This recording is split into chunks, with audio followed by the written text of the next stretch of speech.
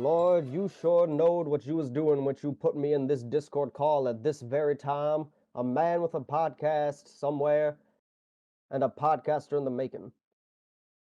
Welcome to It's Always Sunny in. Actually, where does this film take place? Good question.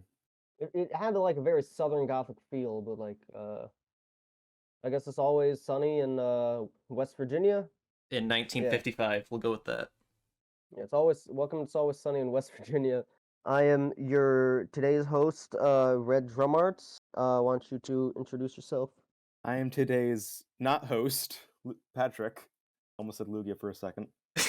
You're suffering from an identity crisis. Dude, I've had a busy week. No, if you're Lugia, then I'm Patrick. So we'll go with that. No, that's stupid.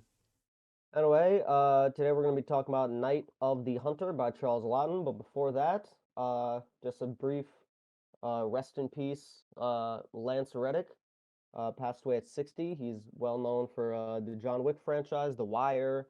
He had a very memorable appearance on the Eric Andre show. Just a very talented actor all around. He was the only good thing about the Resident Evil live action Netflix show, too. Yeah, he played Wesker, right? Yeah.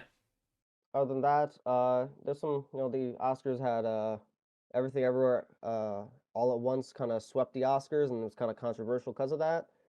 Kind of made history though, because it's one of the first times the Best Picture. It's actually like the first time Best Picture went to a music video director. Two music video directors, right? Yeah, which is surprising because like a lot of the greats started out as like music video directors. David Fincher, Spike Jonze, but none of them ever won Best Picture. So a lot of people are like, "Huh, didn't notice that." Also like the actors, pretty much everything went to whatchamacallit, Everything Everywhere All at Once. And also Brendan Fraser. Congrats to them. I knew Best Actor would either go to him or Austin Butler. I Yeah, didn't know which one. I could Those are like the flip a two coin for either one of them.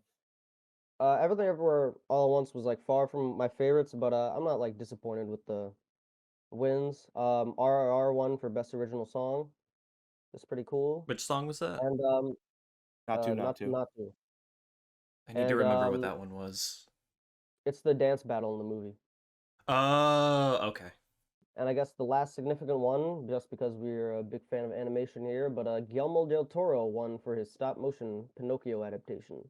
Which, fun fact, this is only the second stop-motion film to win that Oscar. First was the Wallace and Gromit movie. Ah, would have figured Coraline would have won. No, Up won that year. Oh, okay. Yeah, fair enough then. All right. Then Night of the Hunter. This is a 1955 American film noir directed by Charles Laughton in his only directorial effort. It stars Robert Mitchum, Shelley Winters, and Lillian Gish. I know you people probably aren't the most familiar with them, but Robert Mitchum and Lillian Gish, I know, were pretty big actors back in their day. I'm not sure about Shelley Winters. Nope, she was also a pretty big actor. Oh, Jesus. Okay, yeah, she was in quite a few big movies, actually. She was in movies I actually saw, so I don't know how I missed that one. But yeah, so the plot, actually, I'll tell. The screenplay is based on the 1953 novel of the same name by David Grubb, which I actually did not realize until now that it was based on a book. It's actually based on the true story of Harry Powers, who was hanged in 1932 for the murder of, two widows and three children. This is real? It I was didn't know based this was off based of, off a true story. Wow. so I guess this is kind of like if you ever seen that episode of Atlanta where it was based off a true story, but it basically gave the true story a happy ending. It seems that's what happened here, where this is like that true story but with a happy ending. It was apparently a major influence on directors such as Rainer Werner Fassbinder, Robert Altman, and Martin Scorsese. They've all cited this film as a direct influence because apparently this film had it drew a lot from German expressionism and other silent film stuff, which during like the talkie era of film they kind of I guess leaned away from some of that. Yeah, it got negative reviews upon initial release, but is now considered to be one of the greats, and it was selected for preservation in the United States National Film Registry in 1992. Random Also, question: do other countries have their own film registries? I believe so, yeah. Okay. The Speaking of other countries, the influential French magazine Cahiers du Cinéma, that's like I guess the premier sort of cinema magazine in France. They consider Night of the Hunter to be the second best film of all time, right after Citizen Kane. But yeah, unfortunately, again, because of the initial negative reception, like I mentioned, Charles Lawton never directed a film again, which I think is a shame because I thought this was pretty good. Guess they just weren't ready for that. The world just Yeah. wasn't ready for a But your director of kids this are gonna caliber. love it. Yeah, but it's the Or your grandkids. I don't know. it probably was kids because this was like 50, so it's like the kids were born like right then like in the 70s, which is when Scorsese would have been operating. So yeah, it was definitely kids. I guess I'll go into the plot. So basically, the movie starts off with us following Reverend Harry Powell, basically a serial killer preacher who travels along the High River, and he's arrested because he's driving in a stolen car. And he happens to share a cell with a man called Ben Harper, who was involved in a bank robbery. Before getting arrested, Harper hid the money and told his children where it was, and Harry basically learned about this from being cellmates. So eventually, Harry gets out of prison.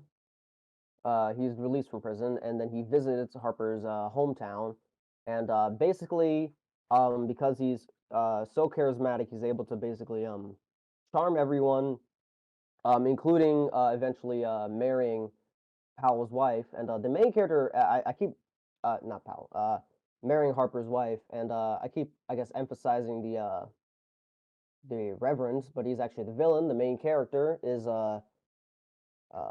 Kids. yeah, is the children, mainly the John Harper, the son of what's his name? Ben.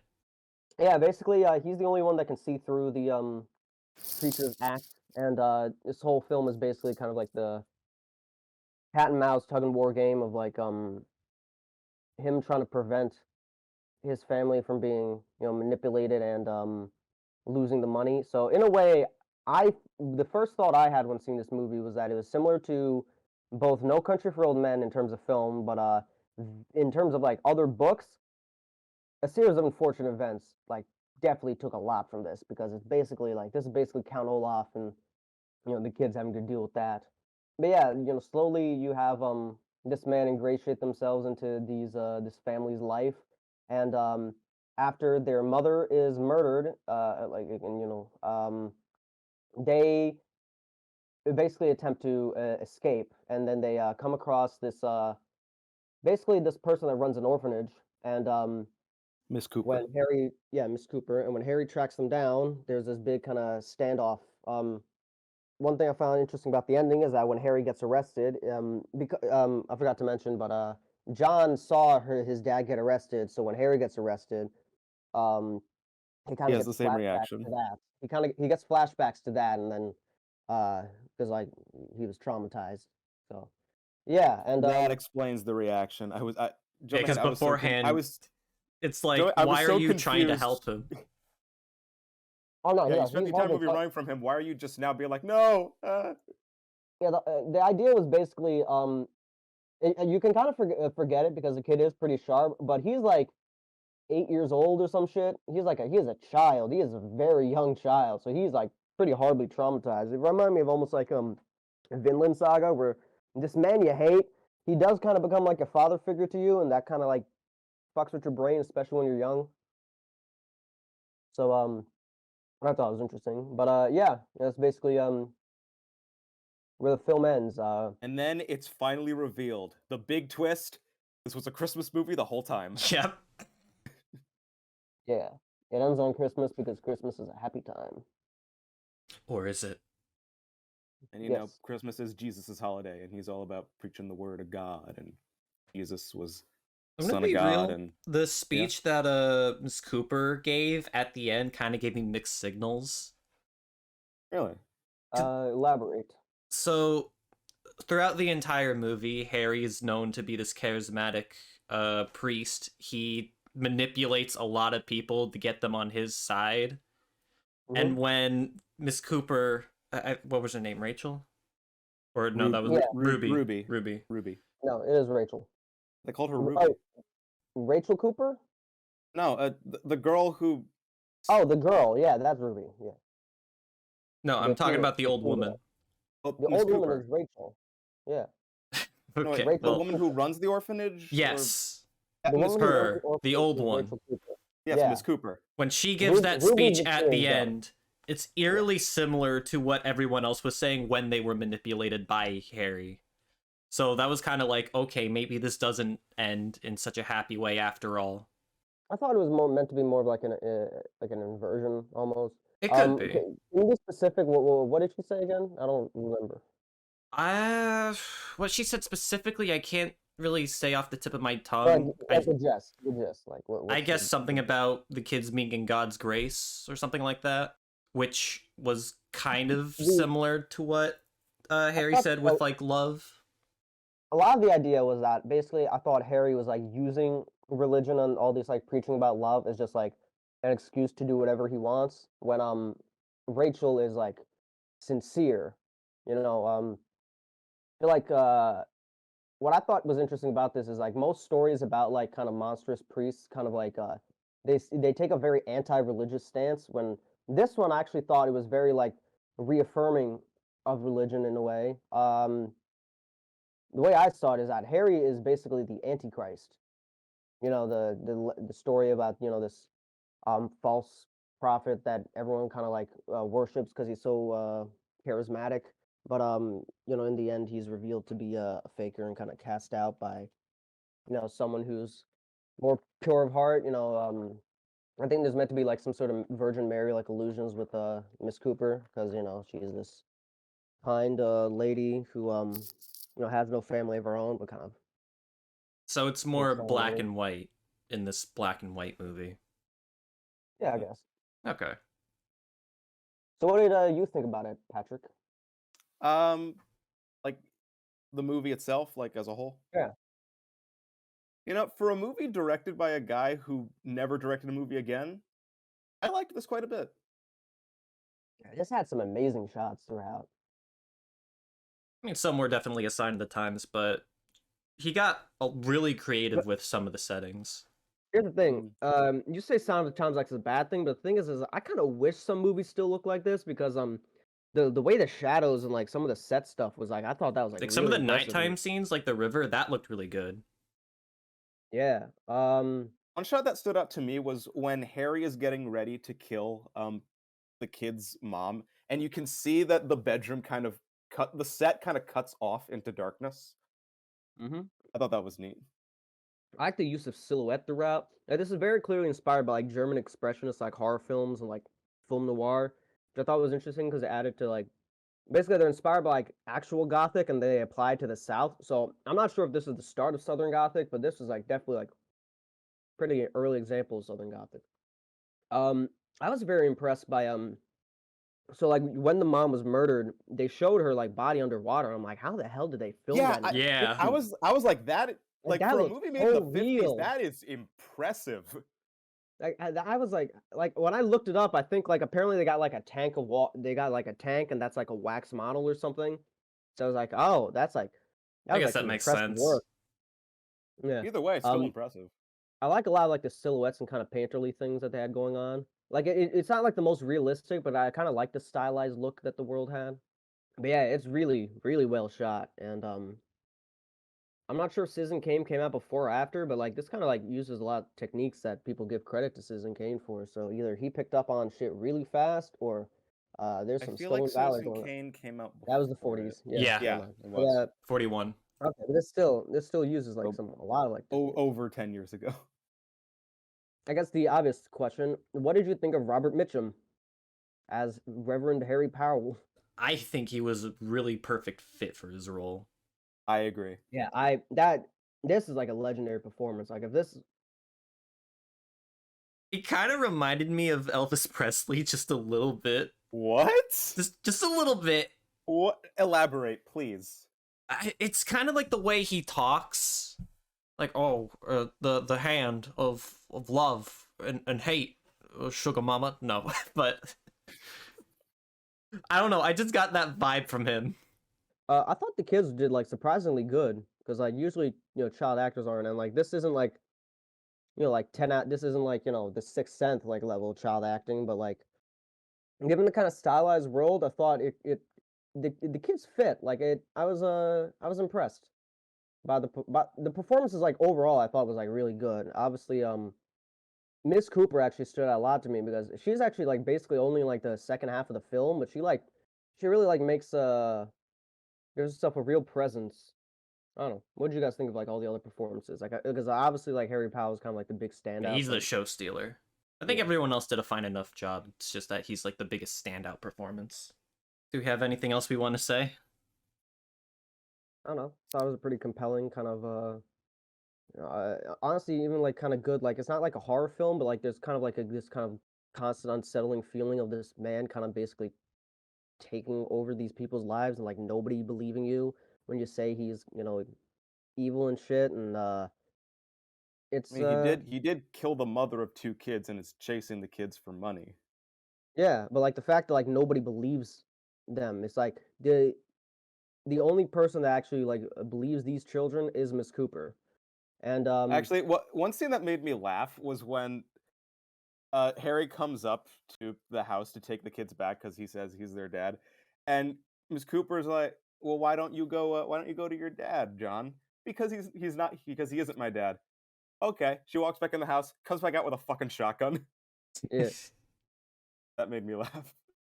One thing I did find interesting about the lynch mob at the end is that there's kind of like a little dark tinge to it, just because like it was so easy for the people to get whipped up into believing him, and now like people like make commentary nowadays about how a parasocial relationship, you can be like view each other as like the parasocial relationship, like people tend to like view celebrities as their friends, but they very easily can start viewing them as an enemy and take it personally. And I just thought it was like interesting how like they were so easily to get enamored by this man, but the second they find out that like this stuff, like there's now a mob, but like in the opposite direction, and it's obviously it's like a good thing that he's getting like comeuppance for that stuff. But I just thought it was like interesting. Where like even like the children were kind of scared, and like the Cooper had to like kind of she basically was like, let's leave out the back so like we don't have to interact with these kind of crazy people. I was like, I thought it was an interesting little detail. If I get nitpicky for a second, I feel like the last few minutes of this movie were rushed. It's like the last few minutes just felt more like an epilogue because like it really ended when Powell got arrested. I mean, yeah, over the Yeah. course of the last like 5 minutes, Powell gets shot, taken to court, a mob forms, and then it's Christmas.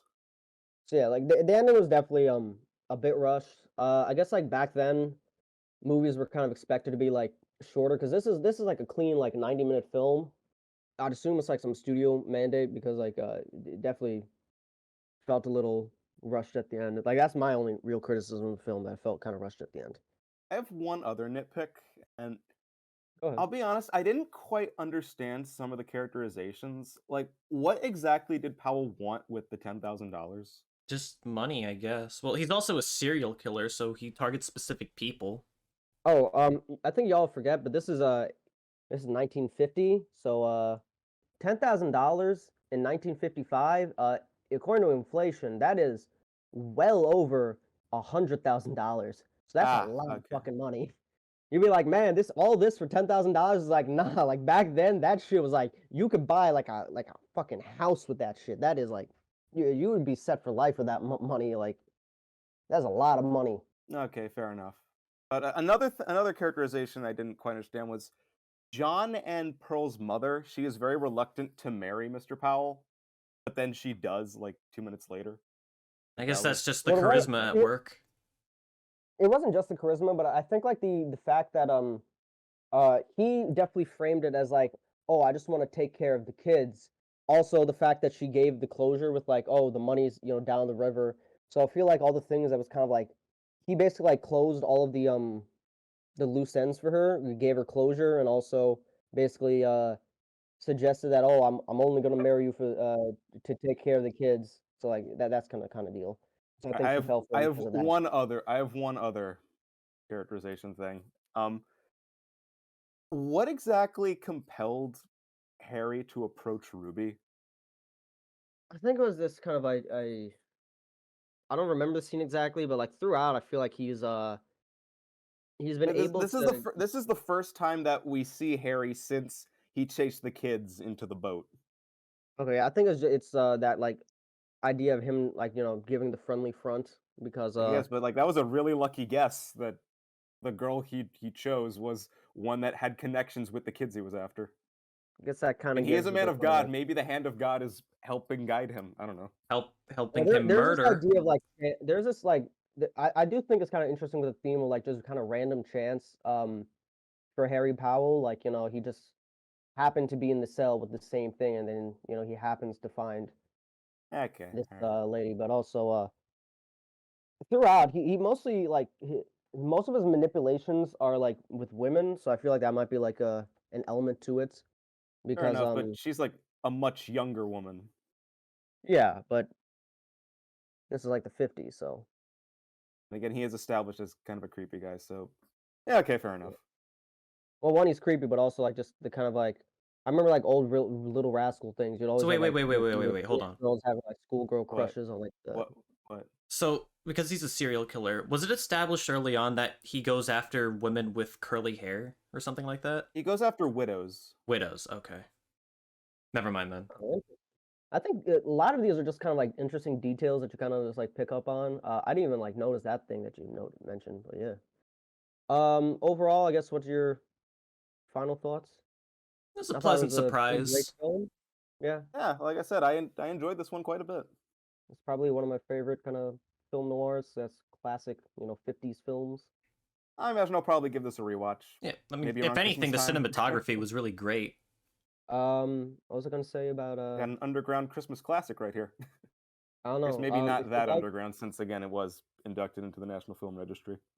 I mean, it's like underground against like regular viewers. Like even this, like I generally just came I'd never across heard of this film before, for so utter happenstance. Like I was just like on Letterboxd and I was going through a list, and it looked kind of interesting because I was kind of looking for stuff similar to like No Country for Old Men, where it's like about this character kind of hunting someone down for money, and I was like, oh, this is interesting. And then when I watched it, it was like, this kind of reminds me of a series of unfortunate events. By the way, those are my recommendations. If you like this film, check out A Series of Unfortunate Events, No Country for Old Men, and honestly, There Will Be Blood kind of has a similar kind of like religion and capital element to it in a Western setting. nothing really stood to me as something similar. What about you, Lugia? I guess No Country for Old Men? I mean, you just said that. I'm trying to think of something that we haven't said. Right, Anton Chigurh is a very, very different character from Harry Powell, but they're both these kind of like specters of death, almost like otherworldly forces, but one is just cold and the other is charming. Catch me if you can, but if the roles were reversed. But yeah. Anyway, Lugia, it is your turn now. Oh shit. Okay. Well, What? I got a bit of an oddball pick this time. I've never seen this movie before, but I have heard about it. And there are Good or bad things? I don't know. You don't know? I don't know. So you never have you heard of it before? I've heard of it before, yes. And you've Okay. likely heard of it before too. And there's a couple songs in this movie, and we're all like TV, film students-ish, kind of.